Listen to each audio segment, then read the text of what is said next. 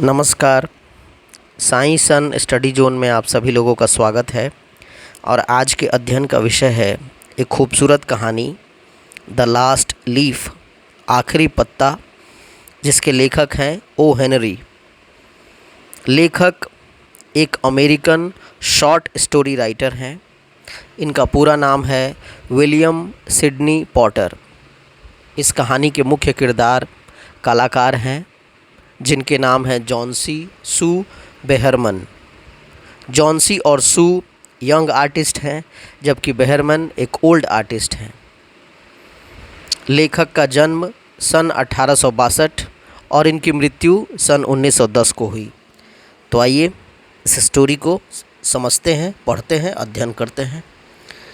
The story is about friendship, determination, hope and the will to survive. It centers on artists who look for inspiration from their environment and desire to produce a work of art that outlives even their life.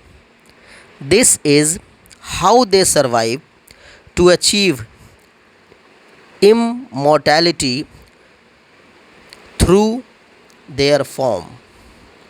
In the story, the central characters are all artists. Sue and Johnsy are two young achieving artists who have their lives ahead to achieve true artistic maturity. There is also another artist named Behrman who is old and in the twilight of his artistic career. He harbors regret because of his incapacity to have developed his true masterpiece or singular work. Sue and Johnsy are on good terms with their neighbor Behrman, even though he is not very social. He often plays the model for many of Sue's illustrations for her magazine. One wintry night, Johnsy falls ill with a severe case of pneumonia.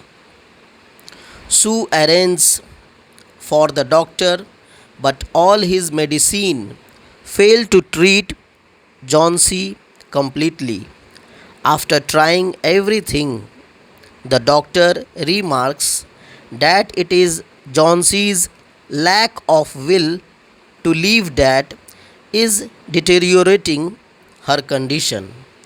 Sue tries to encourage Johnsy to work on her next big project and think about all the fantastic art that she has in reserves. However, Johnsy keeps getting weaker. Her dream to go to Italy and paint is also fading fast. One thing in particular that haunts Johnsy is the tree outside her window. It has a vine which is continuously and progressively shedding all its leaves. By every fallen leaf, Johnsy loses her determination to fight her illness. The doctor also predicts her fast approaching demise. One day, Sue comes across Behrman, who keeps lamenting about his missed chances. Sue informs him about Johnsy's obsession with the falling leaves.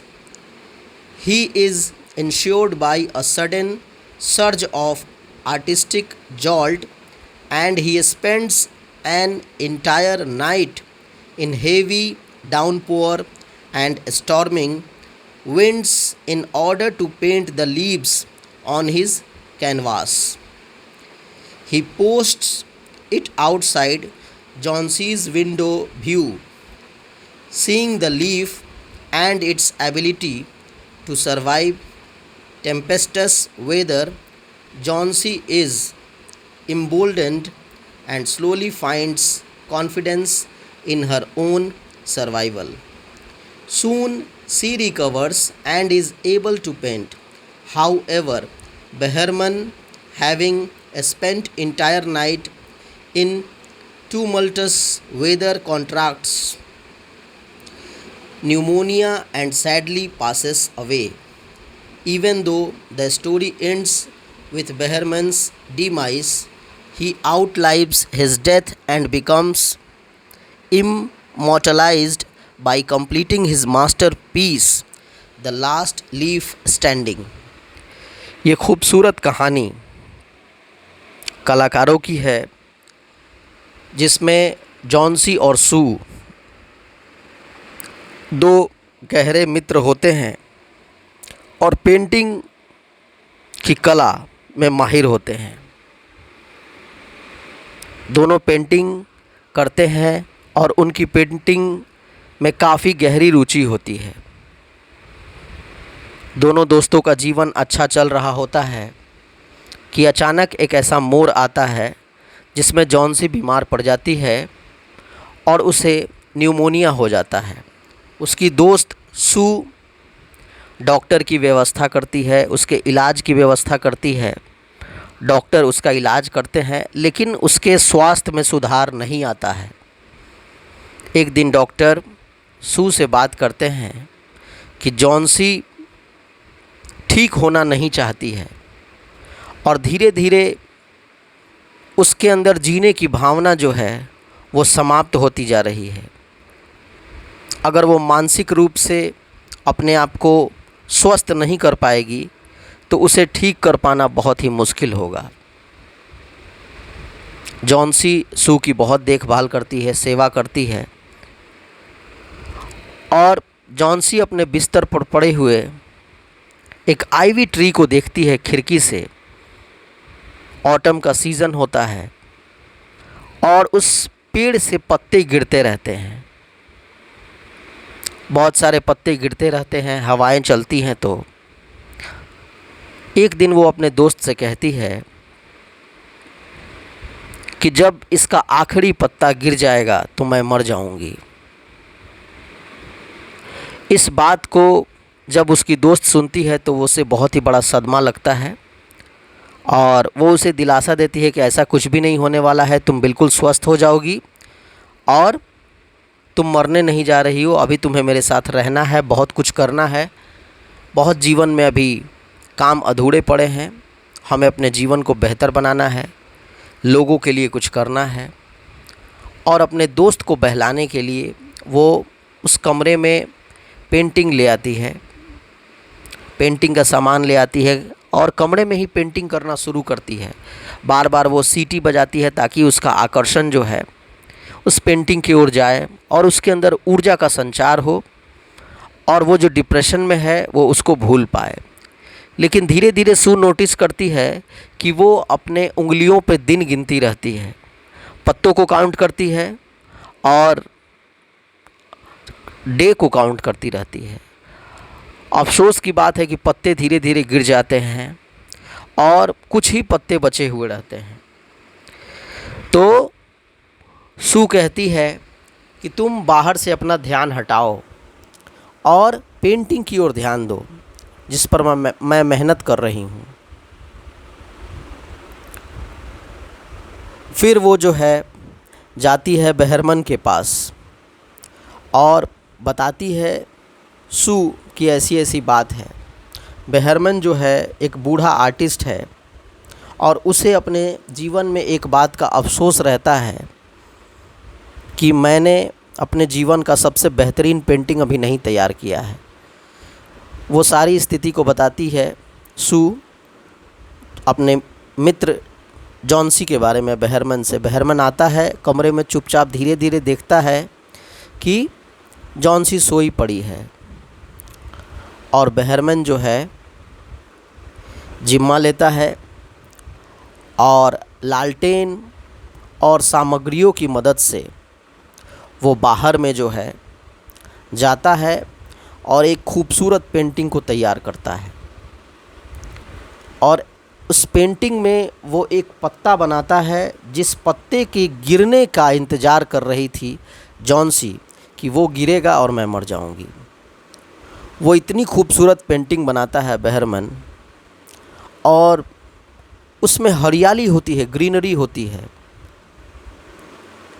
और उस painting को बनाता है, वो तैयार करता है। उस पेंटिंग को बनाने में वो काफ़ी भीग जाता है, हवाएं चलती रहती हैं, बारिश होती रहती है।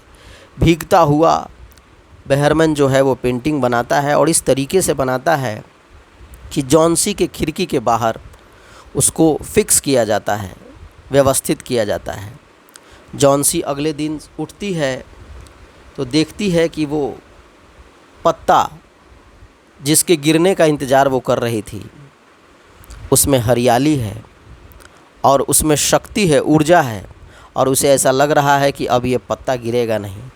वो कई बार देखती है, सुबह को देखती है, शाम को दिखती है, अगले दिन देखती है, वो पत्ता जो है उस पेड़ से चिपका हुआ रहता है। ऐसा लगता है कि वो गिरने वाला ही नहीं है। इस चीज़ को देखकर जो है जॉन्सी के मन में एक उम्मीद, एक आशा आती है, और धीरे धीरे वो अपने दोस्त से ये बात कहने लगती है कि मैंने तुम्हें कष्ट पहुंचाया है, मैंने तुम्हारी मदद नहीं की है, अब मैं तुम्हारी मदद करूंगी और हम दोनों मिलकर बहुत बेहतर करेंगे जीवन में। धीरे धीरे जो है जॉन्सी ठीक होने लगती है, और कुछ दिनों के बाद जो है डॉक्टर आते हैं, जॉन्सी को देखते हैं तो सू को बताते हैं कि जॉन्सी अब ठीक हो रही है और अब वो ठीक हो जाएगी। लेकिन डॉक्टर ये भी कहते हैं कि मुझे बहरमन को देखने जाना है। तो डॉक्टर जो है बहरमन को देखने जाते हैं, और अफसोस की बात कि बहरमन जो है उसकी डेथ हो जाती है।